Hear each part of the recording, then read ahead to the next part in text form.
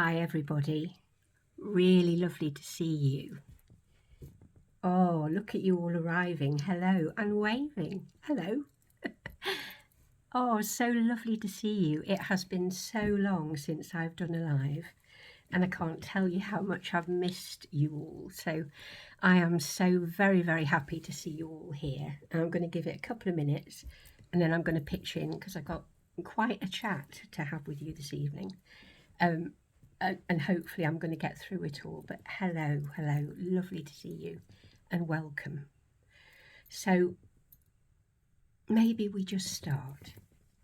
So tonight we're going to talk about our journey through pain. And when I say our journey, I mean all of us as spiritual beings on a human journey.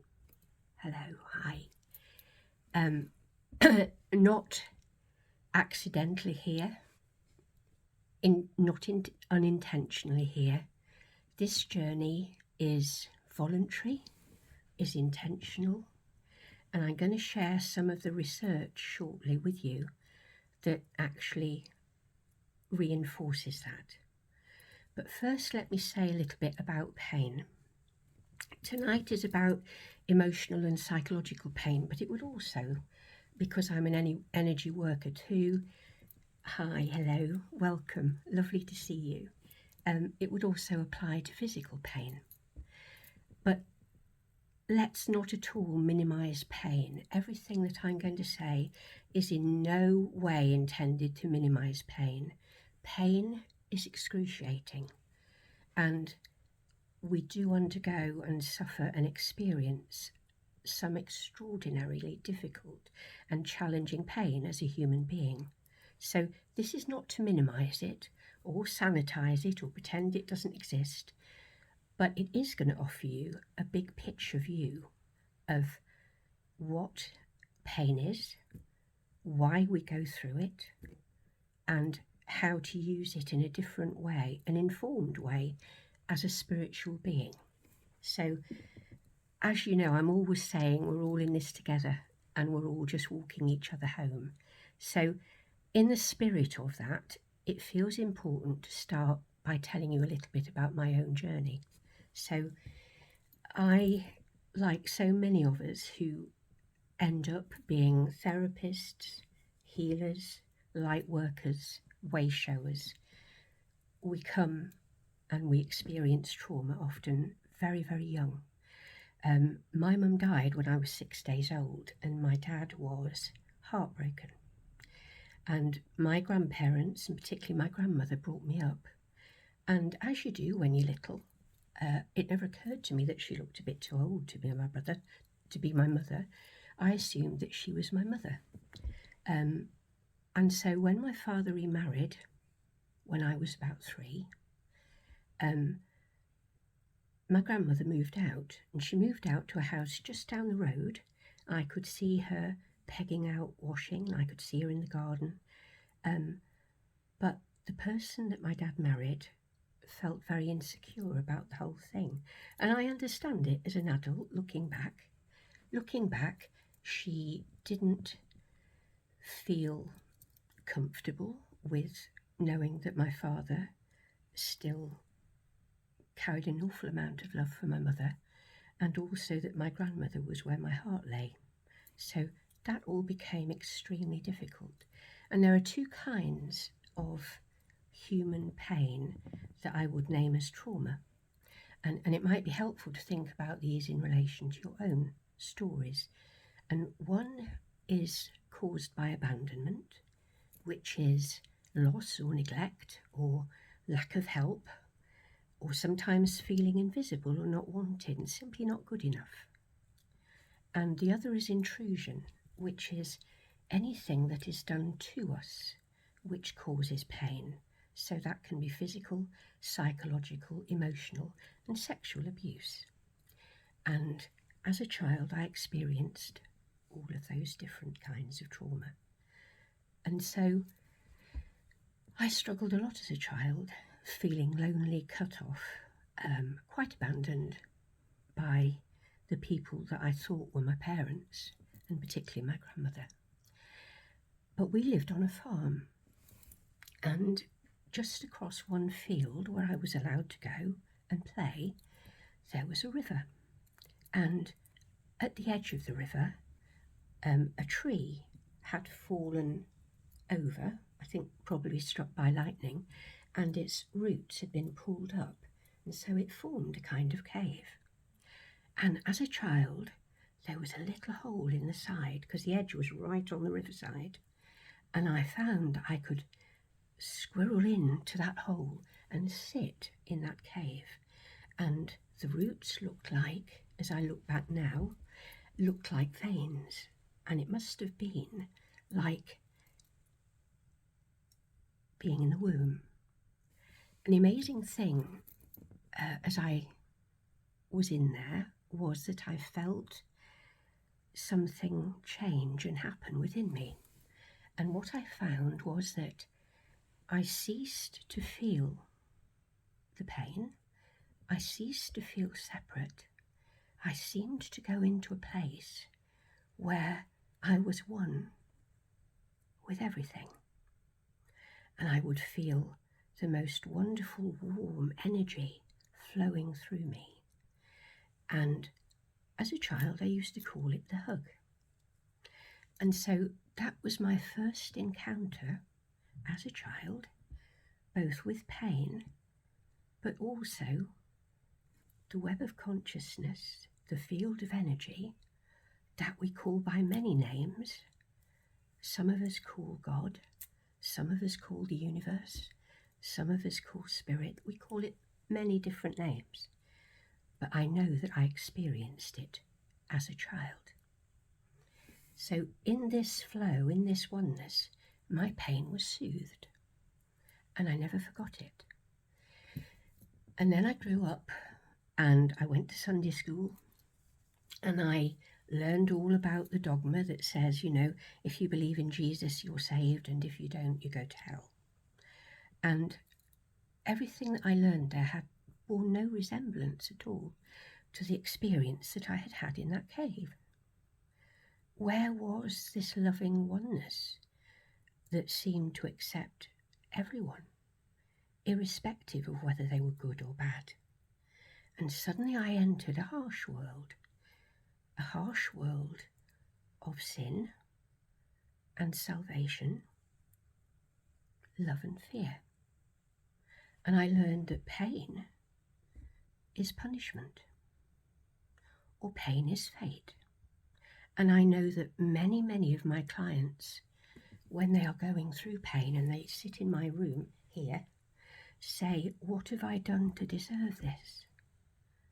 Why me? What have I done to deserve this? And I understand that, because in our society, that thinking is endemic. That if something bad happens to us, and it's there in lots of religions, isn't it? Also, that if something bad happens to us, it must be that we have done something wrong. So, as I grew up, I realised that I was entering a different world again. And the adult world that I entered, which believed in fate, which believed that things were just random, bad things happened to good people and there was no explanation for it, this was a different view of pain again. And it was the pain of mechanical reductionism. Let me say a bit about what I mean. We don't know, most of us, that we live in a paradigm of mechanical reductionism. But I'll say what it is. It's the science that believes that everything is the sum total of its broken down parts. And so everything is a machine, including human beings, but everything is a machine that can be mended by fixing the parts. Now here was a different view of pain again. Pain has to be fixed. Pain doesn't hold wisdom, it has nothing to offer, and it's undesirable. And also, in mechanical thinking, the brain is the source of consciousness, and when the brain dies, we die. And again, this was not my experience as a child sitting in the cave. That was not my experience. Hi, lovely to see you too. That was not my experience. I didn't experience that everything was not connected. I didn't experience that everything was a machine. That experience in the cave told me that everything was one and that everything was connected. So again, I struggled. This is my search for pain. Pain having a meaning. Pain having something to offer. Trying to understand it, why pain is universal. It is experienced by every single human being. What is that? What did that mean? And here, in mechanical reductionism, I was told pain must be eliminated either with medication or by choosing better thoughts. As in, we should suppress pain, we should push it away. So, in this view, pain serves no purpose at all. And this is so different from the holistic understanding of pain in indigenous wisdom and much of Eastern spiritual thinking. And I remember I was struck by a television program that I watched with Simon Reeve when he went to South America and met a tribe there who explained their spiritual view of the world and referred to us, this mechanistic reductionist society, as little brother. That really struck me. They realised that in terms of spiritual understanding, we were so far behind them. And in all of this struggle, and it was a struggle, but I was carrying an awful lot of pain and trauma, both in my mind and in my heart and in my body. I became chronically ill with ME. And for 9 months, I was bedridden. I was weak. The fatigue was immense. The pain was immense in my body. And I knew that I had to do something with this. And so that search eventually led me to psychotherapy training. And I was in personal and group therapy. Personal twice a week for 4 years, and personal and group once a week for 4 years.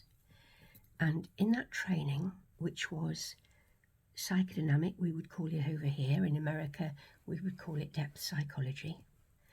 In that training, I learned that pain is the result of trauma. It was the first time I'd properly come across that idea. And that to manage pain, we develop defences against it. We use defences like denial, and we suppress or we project out our pain onto other people or other situations. And I also came across something called projective identification, which I learned that we could use as therapists in the room because we picked up the feelings that were unacceptable or unbearable to the client. And often I will sit in the room and the client sitting opposite me will have no idea what is going through my body as I feel and observe and think about and make sense of all the pain and the trauma that I am receiving from them. And although we knew that happened, we did not know how it happened. How do those feelings pass from one person to another? How does one person manage to share their pain with another? And how is it that another receives that pain? What is that?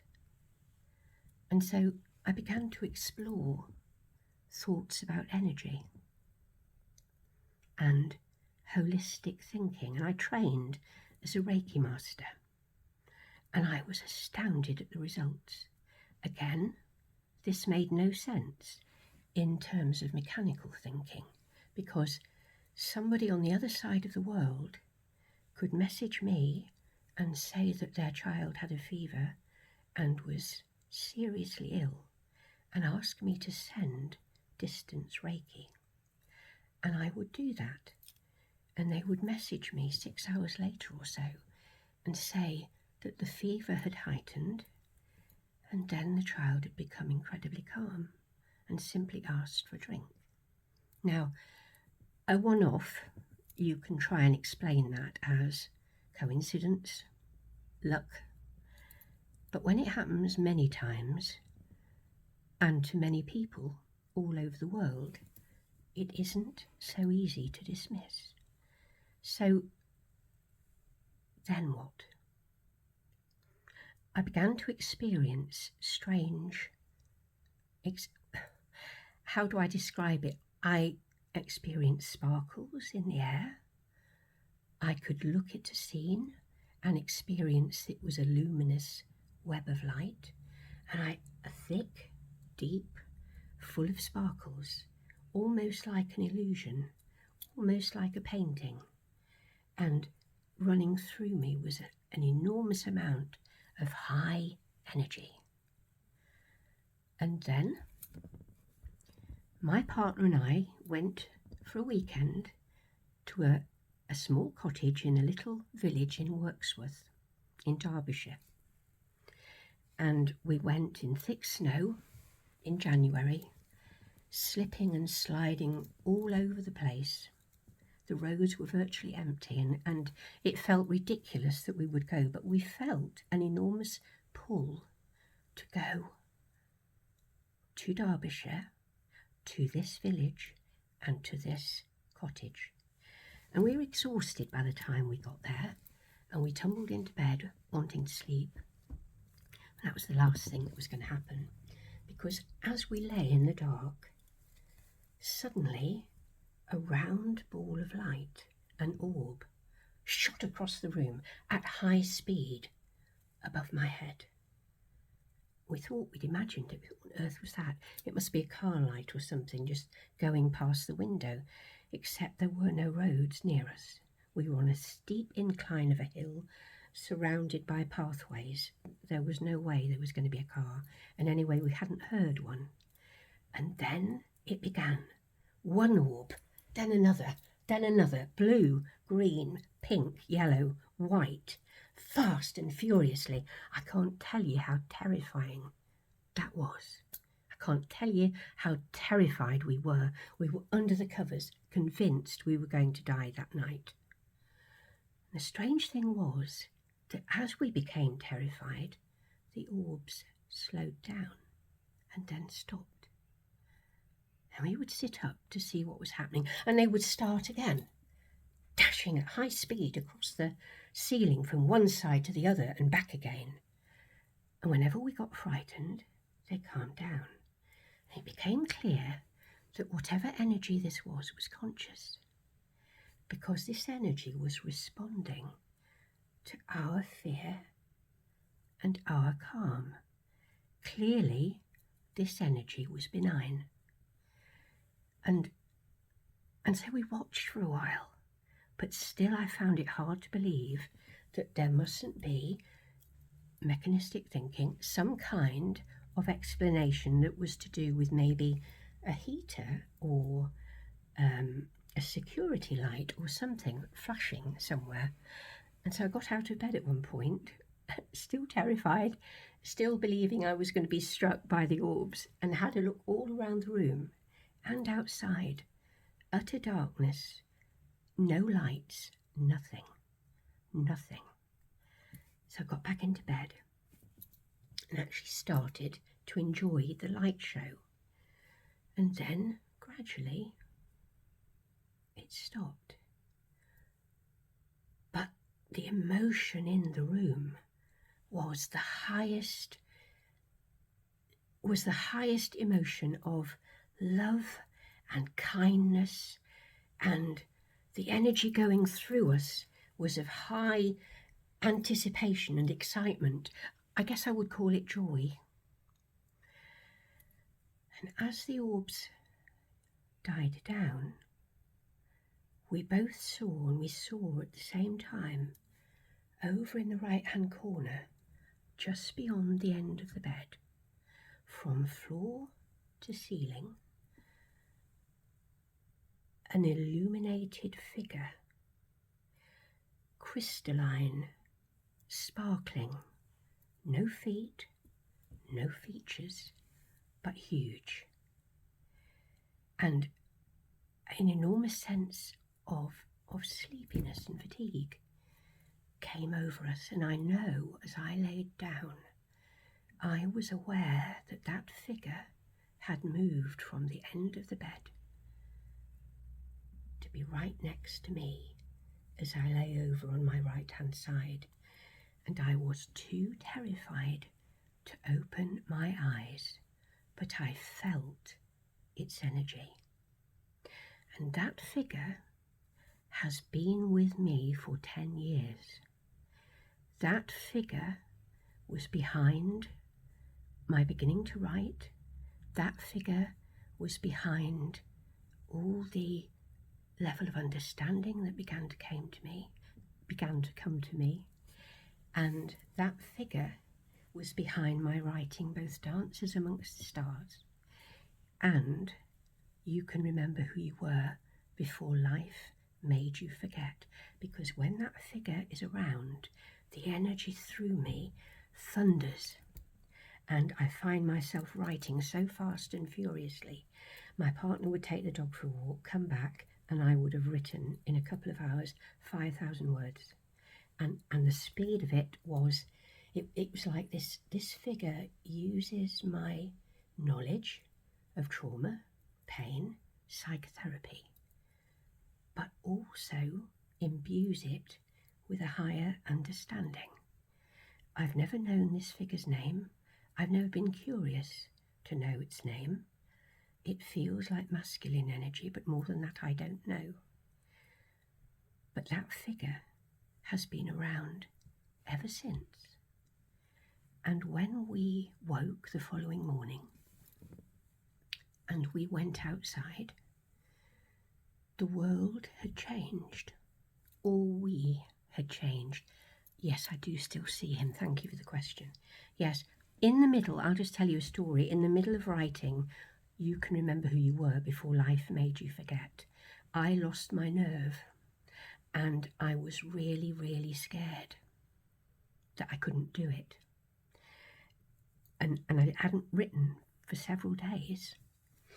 And I went up to bed, and my partner said, you need to get back to writing. You know, you've got a contract. You've got to write this book. You need to get back to writing. And suddenly,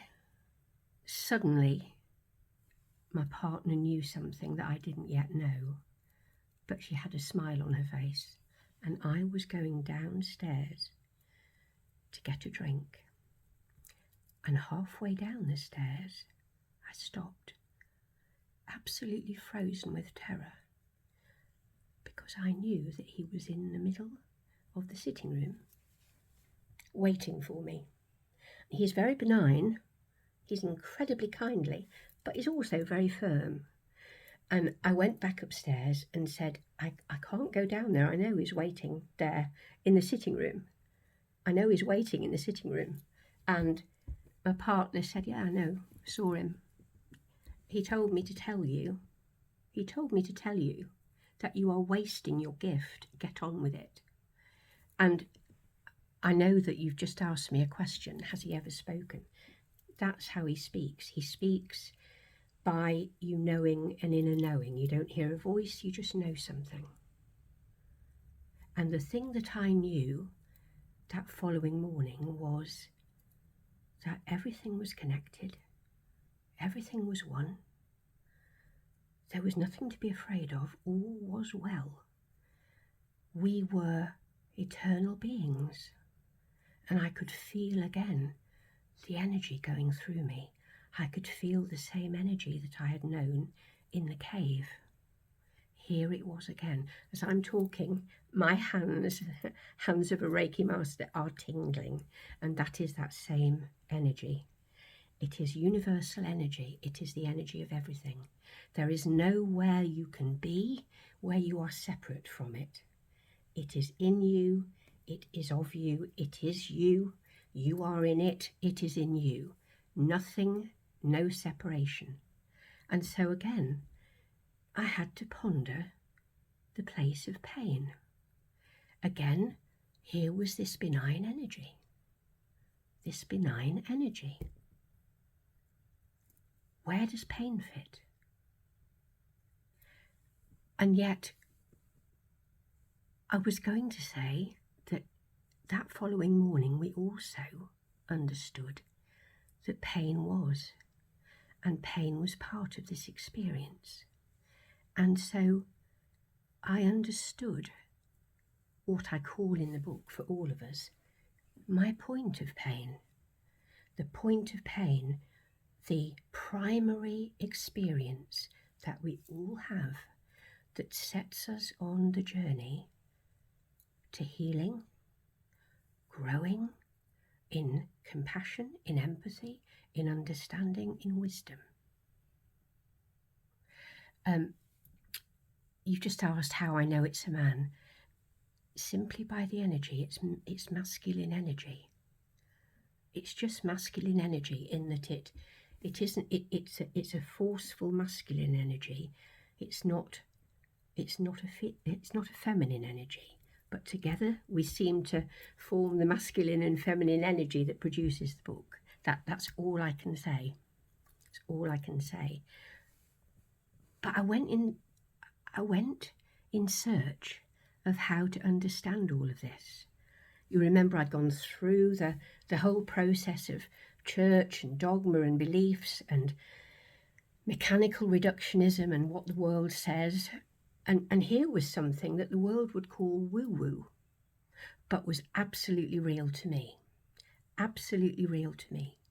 And so I went in search. And I found that there were scientists out there, professors of medicine out there, philosophers, physicists. I came across people like Dr. Yvonne Cason. She's a doctor of medicine, she's a psychotherapist, and she's an author, and she's had 4 near-death experiences, and she's the founder of Spiritual Awakenings International. And she had a stroke, and when she had her stroke, she lost the left brain. She lost the functioning of her left brain. Our left brain is our rational, analytical brain, and all she had left was the right brain. And she was able to observe this, and the right brain was incredibly connected, awesomely connected to this higher energy, this higher self. In her right brain functioning, she was one with everything. You may like to look her up, Dr. Yvonne Cason. She gave the most amazing TED talk. So if you're interested in that, have a look. I came across Dr. Rupert Sheldrake, who's a biologist and a researcher into parapsychology at Harvard and Cambridge. And he gave me the answers that I'd been looking for. When you remember, I talked about projective identification and how does one of us know what the other is thinking and feeling. And he did amazing experiments, like how does a dog know when you're on your way home? How does a dog know if you make it unpredictable? How is it that as you turn to come home at random ideas of the day and you get in your car, the dog gets excited, anticipatory, waits? How is that?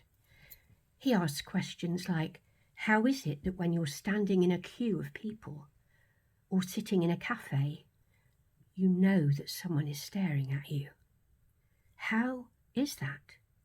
I had that conversation with a mechanical reductionist one day, and they said, oh, it's just the predatory instinct, isn't it? And I said, yes, but go behind it. You're just telling me what it is. Tell me how it is. Tell me how it works. How? And they couldn't. That's what I mean. We look at the parts and we think that's it, but there's something behind it. There's an amazing physicist called Bernardo Kastrup who gives a wonderful image, metaphor for this.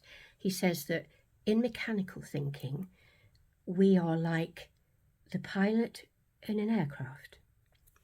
We have all these dials in front of us and we read them. We know what they do. They know what they're telling us. And we believe that that's all there is. We don't actually look or even get out of the plane to see the immensity of the sky. We kind of ignore that. We're busy looking at the dials. And this is what we miss. We miss the oneness. We miss the connection. And Rupert, and he has many people now agreeing with him, many physicists and biologists agreeing with him, that actually the only explanation for us sensing that someone is looking at us must be that they can send their consciousness out towards us. And we sense it, and we turn, and we look.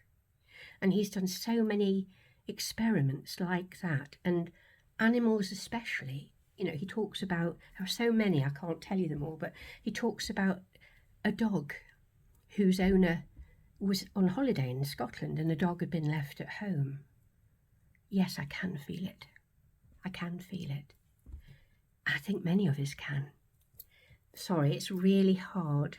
It's so hard because I want to respond to you, and yet I've got to follow my train of thought. So I will come back to you. I will open it for questions towards the end. Just bear with me.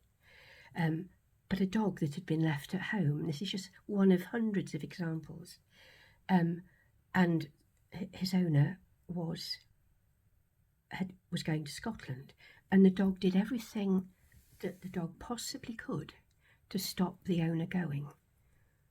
It whined, it barred its way, it wouldn't let them go, and in the end they did go. But clearly something was the matter with the dog. The dog was sensing something. And the person who was looking after the dog said that at about 3 o'clock that afternoon, the dog raised its head and howled, and howled and howled, and it was inconsolable. And shortly after, the owner's wife phoned and said that the owner had had a heart attack and died. How do you explain that unless you understand that everything is connected, and that everything is connected without any time lapse at all? To know it is for it to be there. This is oneness. This is universal consciousness. Oh, I could go on, I could go on, I could go on. Where do I go to? Sorry, it was Jill Bolt Taylor that had the stroke. Yvonne Cason is the person who had 4 near-death experiences, and she can remember them, she can describe them, and she can remember how, and this is so common, as I was researching into near-death experiences, over and over again I would come across the sense of being pulled out of the top of the head and suddenly being immersed in the most wonderful ocean of love, contentment, safety, and of the whole of our life. You've heard the expression, my life passed before my eyes, haven't you? It does. We suddenly see the meaning of everything. We see the meaning of our pain. We see why we are here. And time again, what is revealed is we are the universe, a tiny fractal of the universe, a spark of the universe, a soul in its own right, in our own right, incarnated, because that is the only way that consciousness that we are can experience itself. How can you know what you are, what you feel? How can you observe yourself without being separate, but one? How can you know? How could we know without a mirror what we look like? How could we know that? And so everything that is, and this isn't just my woo-woo thinking, this is the degree of research that I've done to write this book. Everything that is, everything that we see, touch, experience is consciousness, the one web of consciousness, so complex we can't get our head around it, of which we are all a part and to which we are all connected. And years and years ago, a guy called Stanislav Grof carried out experiments with patients using minute amounts of LSD. And these were patients who were ill, mentally ill, psychotic, some, and day after day they would be given the tiniest dose of LSD and be comforted through what they then experienced. And in every single case, they experienced, firstly, that they went back through their life. They located the primary trauma, pain. They watched how that pain had gone with them all the way through their life and how central to their life it had been. So they got the big picture, they saw their life passing before their eyes and they understood it all. Then they went through birth trauma. They remembered being born. They remembered the soul entering the body that they were to be born into. They remembered the birth trauma. And then, in the next days, they went beyond the birth trauma to the remembrance of the oneness out of which they had emerged and to which they had always belonged. And there are experiments now going on in how to use mild doses of hallucinogenics to cure psychosis and mental pain. So there's something about pain. There is meaning to pain. And I guess that's the last bit we come to. If the universe is benign, if there is meaning in everything, and this is what everyone who has some kind of experience or contact with the consciousness beyond, the consciousness that we all are, if the universe is benign, then pain has to serve a purpose, because you can't have a benign, loving universe suddenly turning cruel. That doesn't work. That doesn't fit. Just like my experience in the cave did not fit with that kind of mechanistic thinking that pain was punishment or fate.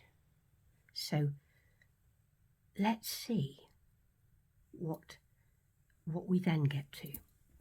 And it happened because Welbeck, out of the blue, sent me an email, which I nearly deleted because I thought it was a hoax, asking me to write a book about healing. And of course, there you go. There is meaning in everything. Look at the journey. Look at the journey that brought me to be ready to write this book. And to heal has to all be about pain. So I went into further research, and I found that there were people, psychiatrists, medical doctors, carrying out university studies into life after life and life between life. And the way it had come about is that one way that as psychiatrists who were also often psychotherapists but also trained in hypnosis had been working with patients under hypnosis to try to discover the source of their trauma. And to their shock and puzzlement, the trauma was often not just about this life. It was very often about other lives they'd lived, other experiences that they'd lived. And it wasn't only adults. You can say, well, adults can make things up. Adults can read this stuff and just replicate it. But it also happened with children. Children don't know to make things up. Children just say. And so here was a new thought. Here was new information. And therefore I learned about life between lives. And I learned that we incarnate intentionally and voluntarily, following detailed discussions about the nature of the human journey we come for. Remember that while we experience pain as being done to us, when we have forgotten, when we have entered a world of mechanistic thinking, on the other side, before we incarnate, our primary motive, remember, as part of the consciousness of all that is to grow and expand, become wiser, become more. And we incarnate with that intention. We incarnate having discussed with soul family. We all have a soul family of about 20 to 30 people, and some of them incarnate with us. And we incarnate having agreed with our guides what we want to experience, what we want to taste, what we want to work through, what challenges we want, and that we will give those to each other, and we will mirror different facets of those to each other. And as a psychotherapist, I see that happening.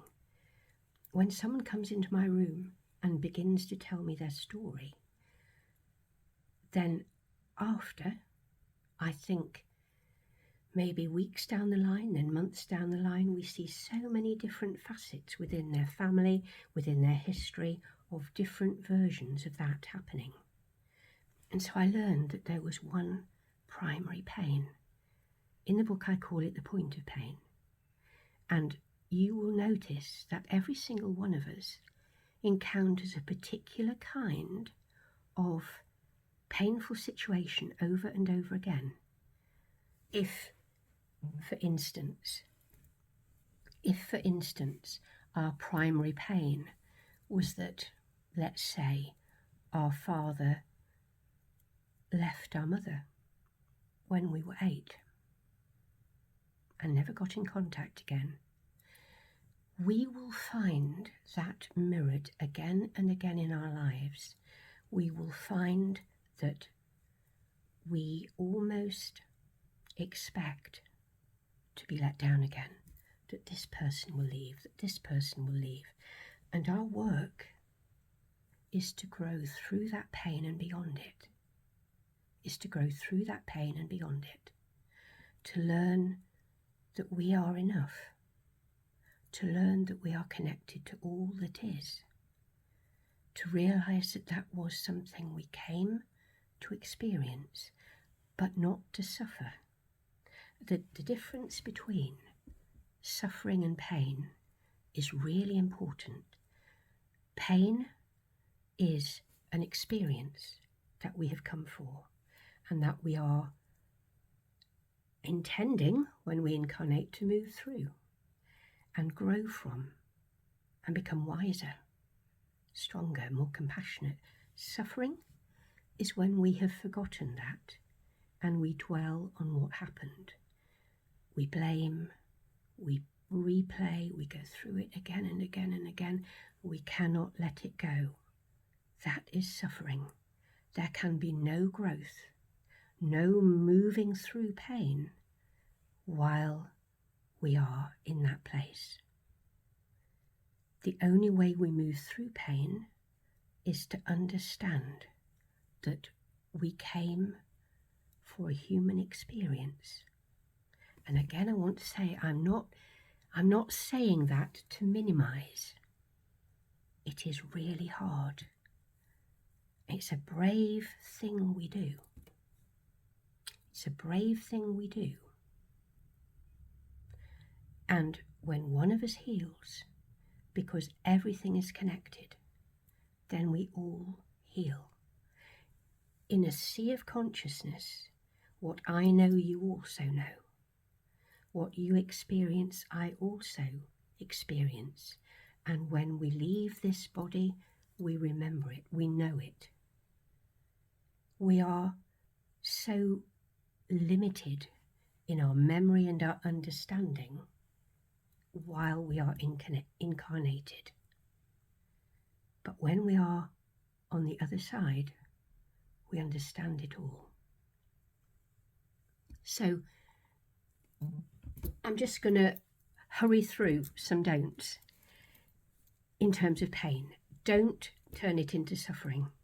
Don't call it unfair or say that it shouldn't have happened. That is staying stuck in the pain. Don't compare or judge your pain to somebody else's. That won't help you. Don't see it as punishment or something done to you. Don't try to suppress it or rationalize it away. You came for this. You are on an intentional journey. So know that there is purpose in pain. Know that there is only one pain. Work with it. Let it grow you. Let it break you open. Be curious. Be reflective. Open to the way that everything in your story links together. Reframe your story by viewing it as if you have chosen it. I promise it makes all the other difference. And not just you, but the other players too. Even the people that hurt you, you will go back on the other side and you will discover that you're all soul family, and you'll discuss it and you'll laugh together. Because on the other side, there is no pain. There is only reflection upon the pain that we have experienced and learning from it. So this is a journey that is part of an integral, unified field of energy, which is attested to again and again by people who have encountered it. So, final summary.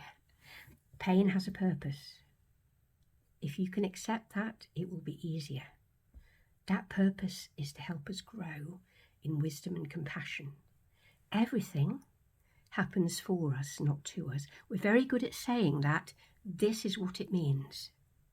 We are not helpless victims, but conscious co-creators within a conscious, loving field of ever-expanding energy.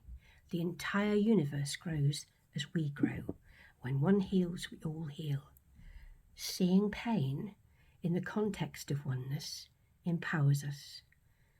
And understanding that this is why every human being is here helps us not to receive experiences as if they are personal, as if they are done to us, but as a mirror showing us what needs to be healed, just as we are a mirror showing others what needs to be healed.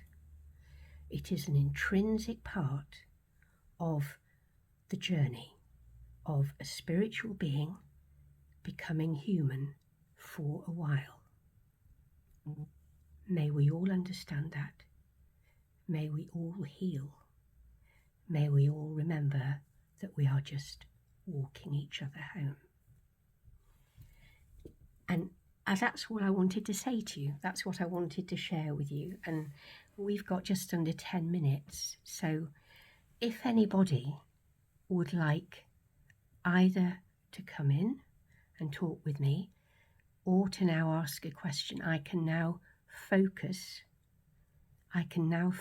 on what's on the screen in front of me. I couldn't do that before because I had to be thinking about what I was also saying. But I am very, very happy now in the time that we've got, and I will save the live, and I will repost it. Please don't worry about that.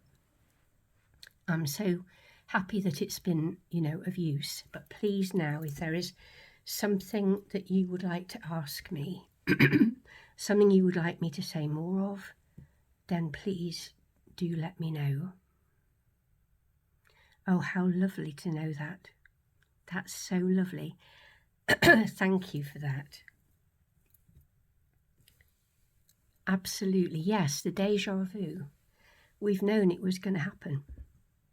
We came knowing. We came with everything inside us. And I really mean that. We came with everything that we need. All the wisdom is there. It's simply that pain makes us forget. But déjà vu is a connection to remembering what we've agreed. That, in any case, is my experience. That's what I think it is.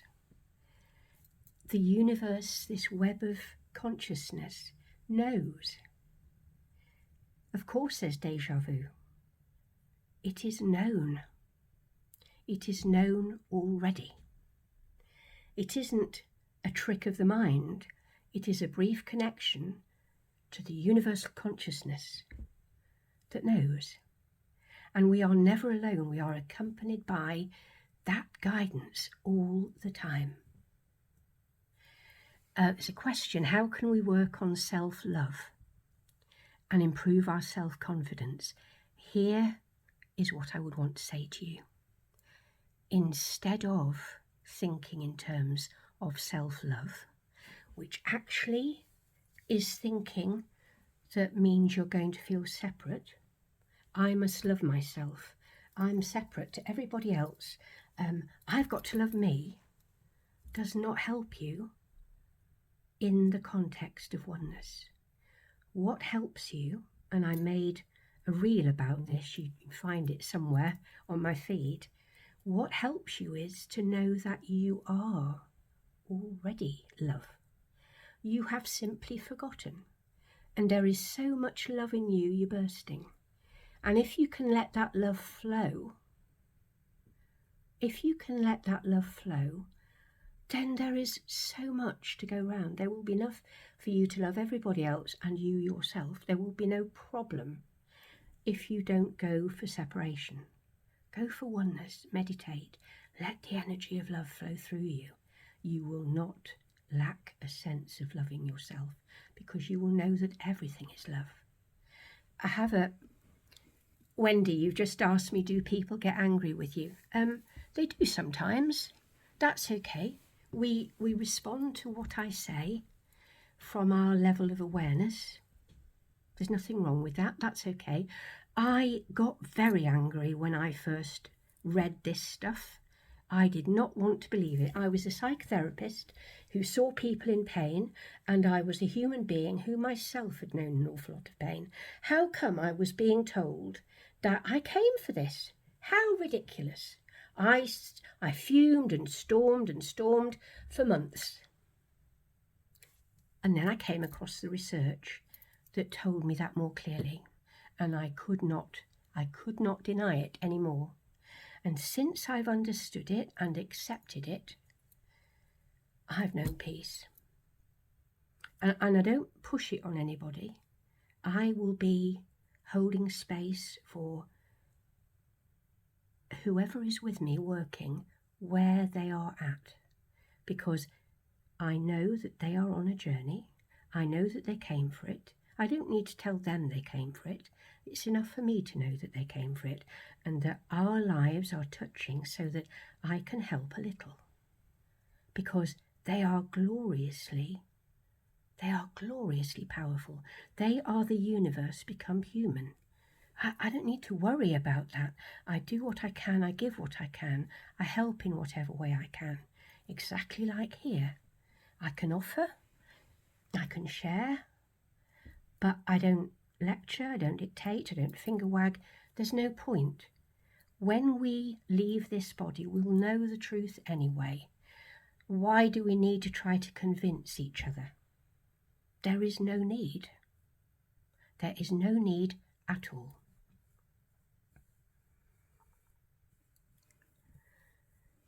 Okay, so my pain these days seems mostly self-inflicted by lack of self-discipline. Do you think it's a form of self-sabotage or protection? Probably both. Isn't self-sabotage protection? But I guess the invitation, and you'll see a chapter called The Invitation in the book, this book, that me and Sparkly Guy wrote together. You'll see a chapter called The Invitation, and it is an invitation to let go of our resistance and do the journey. So I guess, that is the answer, Charlie. It's accept the invitation. Think about what needs healing. Go behind it. Go behind the self-sabotage. Go behind the pain. See what's there. See what the invitation is. And I'm afraid, I'm aware that we are almost out of time. We've just got about a minute left. And what I'm going to suggest, because I can see that there are questions and I would love to be able to answer them. What I would like to suggest is that I will post this and I will invite further questions. Please write them in the as comments, and I will pick those up and I will find a way to do another live and we'll talk some more. And if you would like to come into a live with me and talk to me face to face, then the book is on Amazon and it's available worldwide. It isn't yet on Audible, but it is on Amazon, and you can have it. With free shipping if you look on Book Depository. It is available worldwide. Just look up the title or look up Janny Juggly and you'll see it there. But for now, I don't want us to suddenly be cut off. I would so much rather say a proper goodbye and then post this. So thank you for coming. I really so hope it's been useful and enjoyable. I'm in the UK, but I work on Zoom and on WhatsApp video all over the world. I have clients all over the world. So if anybody would like to work with me or even a one-off discussion, then, get in touch. Send me a direct message. But for now, thank you so much for joining. It's been 2 years since I did a live and I've loved every minute. Thank you so much. So much love to you all. Take care, go gently with you. Remember that we are all just walking each other home.